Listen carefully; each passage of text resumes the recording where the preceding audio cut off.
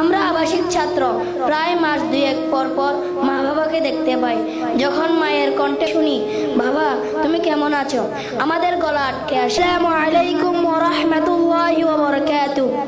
সম্মানিত উপস্থিতি, আমার শ্রদ্ধায় মাতার তাজ, শিক্ষকবৃন্দ, প্রিয় অভিভাবকগণ ও আমাদের হৃদয়ের আলোকবর্তিকা, প্রিয় বন্ধু ও ভাইয়েরা, আজ আমি দাঁড়িয়ে আছি এমন এক মঞ্চে যেখানে চোখের জলে লেখা স্বপ্নের নাম Al Hasnain global Islamic education institute. আজ আমাদের এই প্রতিষ্ঠানের 1 বছর পূর্ণতা, 1 বছর যেখানে কোরআনের প্রতিটি আয়াত আমাদের বুকের ভিতরে জমেছে, আর প্রতিটি আয়াতের সঙ্গে জড়ানো আমাদের মায়ের চাহনি, বাবার দীর্ঘশ্বাস। আমরা আবাসিক ছাত্র, প্রায় মাস দুয়েক পর পর মা বাবাকে দেখতে পাই।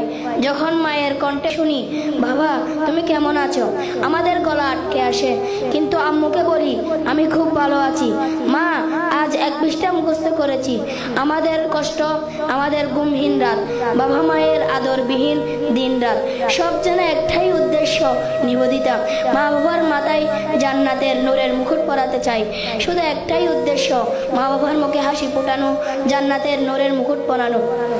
প্রিয় উপস্থিতি, আপনারা জানেন হাফেজদের জন্য জান্নাতে এমন এক মাকাম নির্ধারিত আছে যা সাধারণ মানুষের কল্পনারও বাইরে।